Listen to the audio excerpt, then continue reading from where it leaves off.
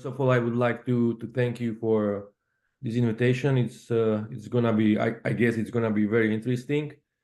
First of all, I have to say it's an honor for me to again to share with the information and my knowledge with different coaches, because I am pretty sure that the knowledge grows when it's sharing, when there is a when we share it, and not when we save it.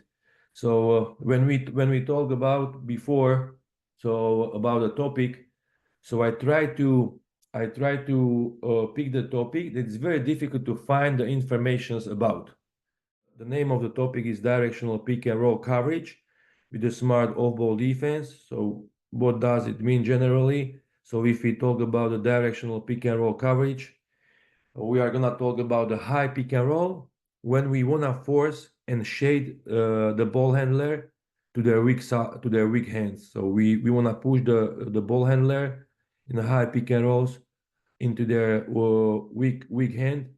It's much difficult to find the solution. And plus, why with the smart off-ball defense? Because I'm not gonna talk only about the coverage, the basic coverage, not only about these two players who are directly involved in the pick and roll, and not only about the three players who are not directly involved in the pick and roll, but I wanna explain you the whole picture. So means, okay, how you have to build one specific defense according the off-ball defense. So I mean like off-ball screens, handoffs, and cuts. So I just wanna show you some actions following the pick and roll with the different players involved and with the different spacings. So this is more or less about the topic. So as you know, like every coach before the season, you have to decide what kind of pick and roll coverage you wanna run with your team, and you have to be pretty smart, especially at the beginning, what kind of pick and roll coverage you wanna run, because as you know, now in Europe in the last couple of years, like on-ball screens become so important, and because of it, you have to be really smart at the beginning. Okay, what kind of coverage you wanna run?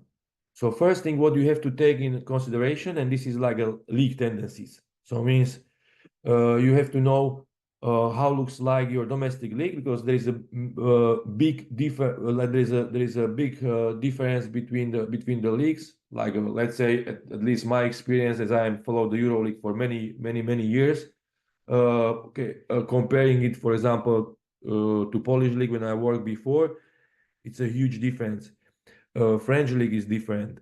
Spanish ACB is different. So because of it, you have to know the special tendencies of the league.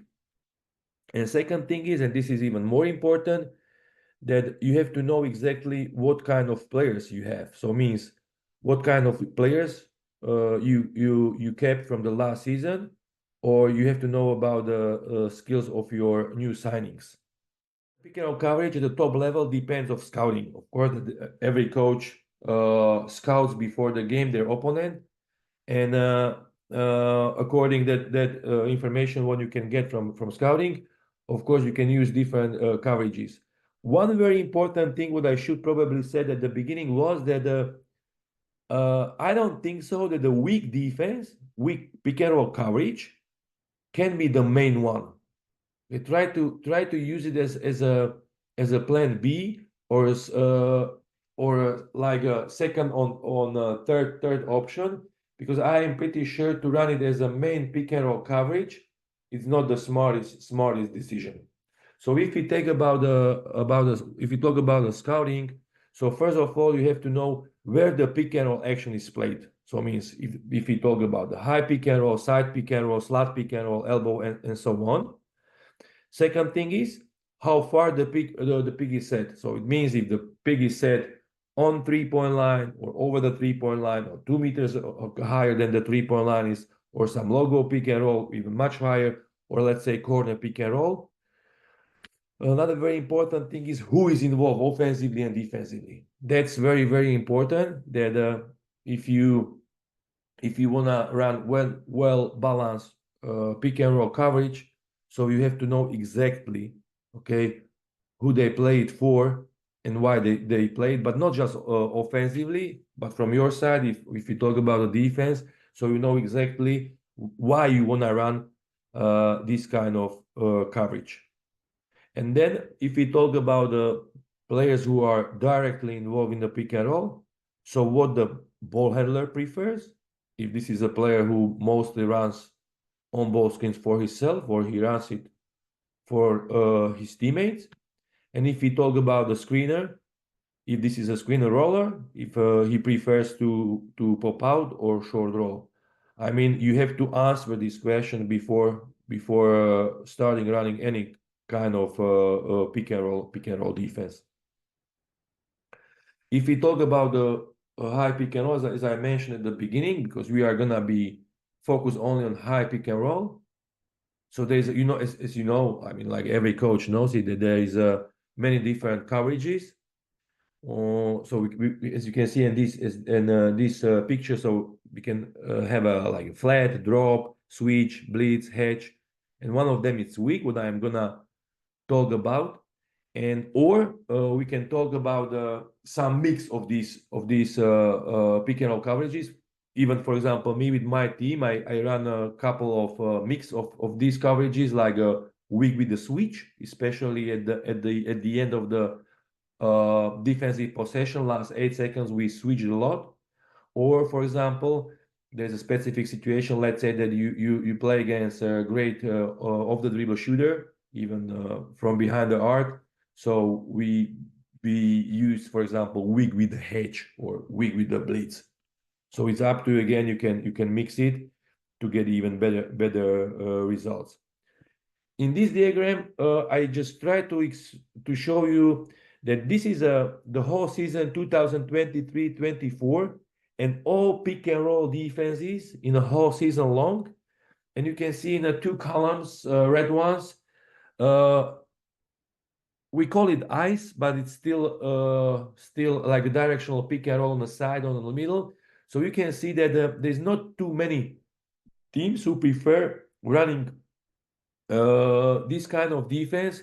You can see, for example, that 1.3% of all pick and rolls were iced by Maccabi and so on. So you can see that it's not too many teams running, because, as I said, it's specific defense.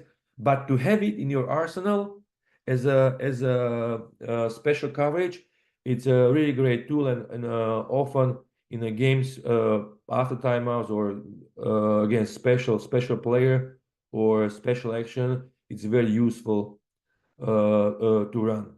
So what generally means directional high pick and roll coverage, or if we talk weak. So as you can see on this diagram, so we have a high pick and roll in the middle, when in this case we have two players behind the pick and one front.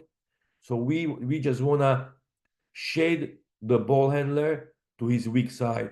So you can see here, so we prevent him to use a screen on his right and forcing him to his left. So this is the reason why we call it weak. This name arrived into the Europe from NBA, and because many teams use it. I mean, like one of the most famous coach who runs this kind of pick and roll coverage with his team is Jasikevicius, before in Barcelona. And now you can see him running a lot in a Fenerbahce, and I'm pretty sure that he's pretty successful with this kind of coverage.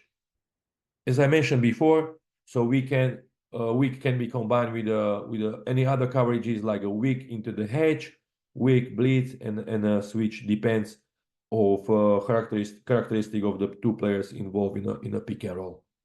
We start with the weak coverage against different offensive spacing. In the first diagram, we can see regular high pick and roll with the two players behind the pick. We have an 0-3 and 0-4 behind the pick.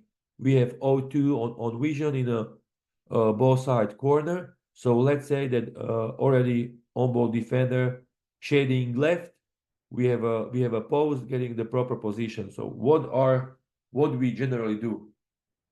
If we talk about the X2, so we talk about the defender who defends O2 front of the ball into the corner. First thing is, as you can see in my diagram, we ask X2 staying higher than the offensive player.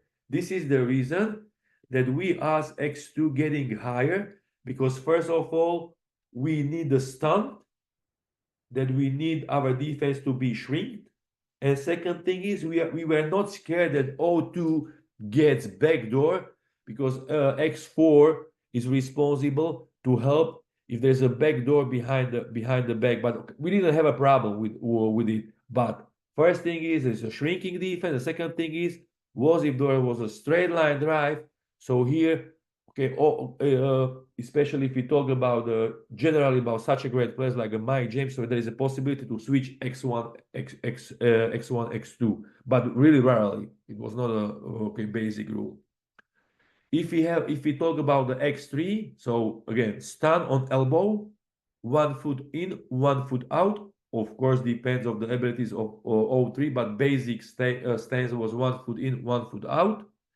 When we ask him for a high tag over the free throw line, so we expect him to tag a screener roller to meet him over the 3-point line, plus with the inside hand, so with the right hand, X3, okay, had to make a doubts for the pocket passes. So as we talked about before about the handworks of 2 players directly involved in the pick and roll, post player from 45 to 90, guard from 15 to 60. So we involve one more hand into the action, making downs with the pocket pass, and it was a top player behind the action, in my case, X3 with the inside hand. And last thing, and this is X4, who should stay with the 1 foot in and 1 foot out. Why? Because first thing is, if there's an alley-oop, so it means like a screen and roll, like a touch screen or slip screen for an alley-oop, so he has to be ready to avoid easy alley-oops and dunk. Or again, it's easier to see in the video.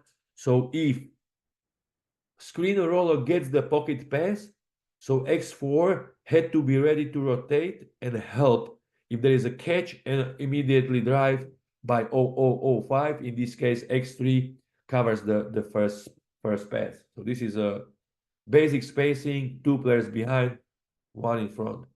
If we talk about the single high pick and roll with the high-low action, so even if the spacing at the beginning is a different, but at the end it's the same one, because if we talk about the high-low, so in this case, 04 finishes behind the arc. So in this case, the responsibility of all these players are more or less the same as the previous case when we have 2 players behind the pick. So as you can see here, so in this case, X3 is responsible for the alley-oop. Post defender X4 is responsible for the high tag and making it out for the pocket pass, and X2 exactly the same rules. Now zipper cup, pin down, loop, whatever, reverse, UCLA, depend of your vocabulary, how you call it.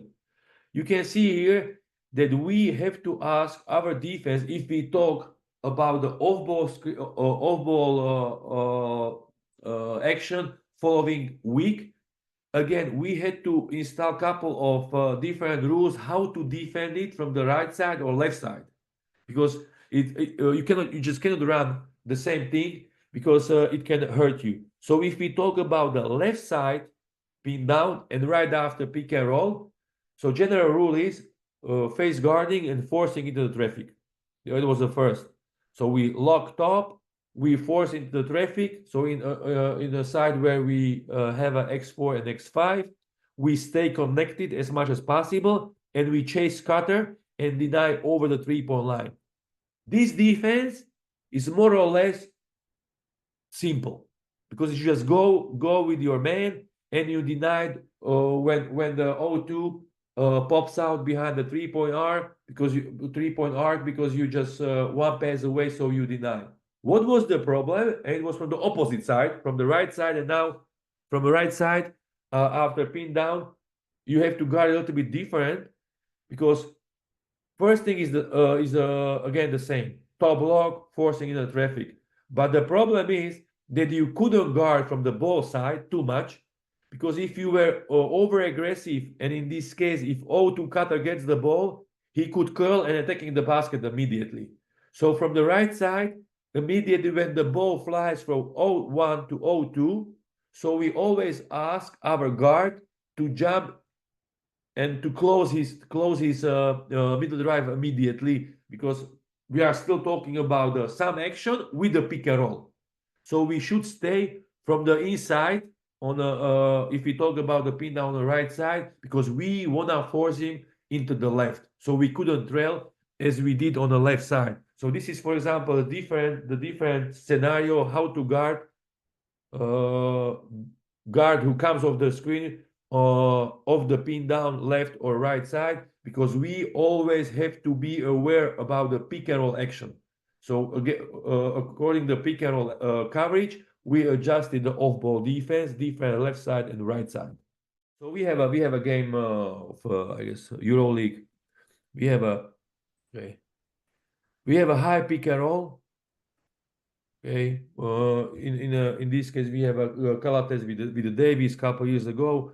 Coach Jasikevicius, okay, who likes this kind of defense. So you can see here.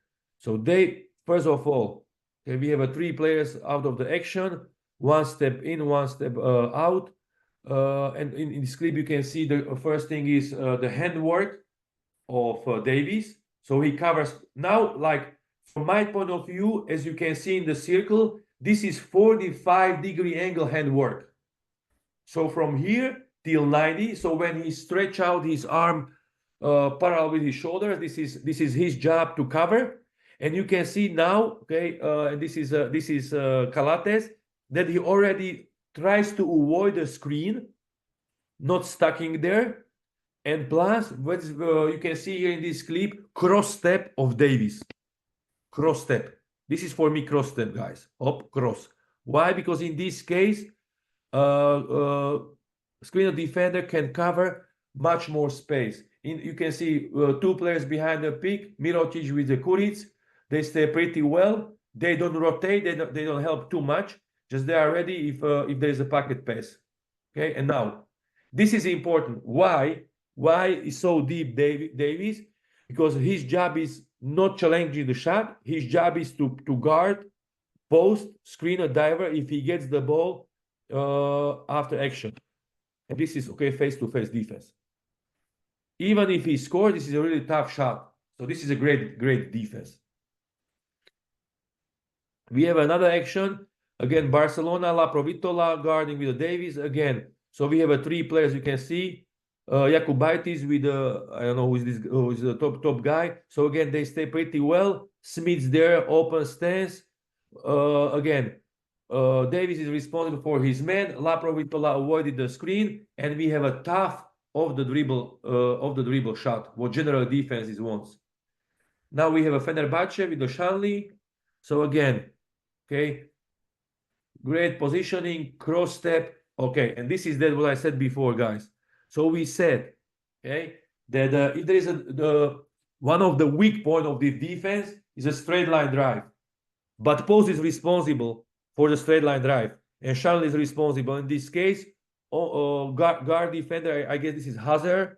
So in this case, they probably have to switch. So Hazard is front of the player. Shanley is responsible for the layup, and you could see that any other players, they don't help too much. They don't open the 3-point shots for me. But you never know when is the last time. So I said to myself that if I will get a chance, whatever, for 1 or 1 million coaches, I always want to share everything what I know, because only it makes a sense for me, as I said at the beginning, and just last thing what I want to say, that the knowledge grows only if it's by sharing and not by saving. And so that's me. Whenever I will will get a chance to lecture, I am always able to share everything what I know. I'm not gonna hide anything, because this is just information, and the information doesn't decide if you are a good or bad coach. It's still the information. So I'm always here to share everything what I know.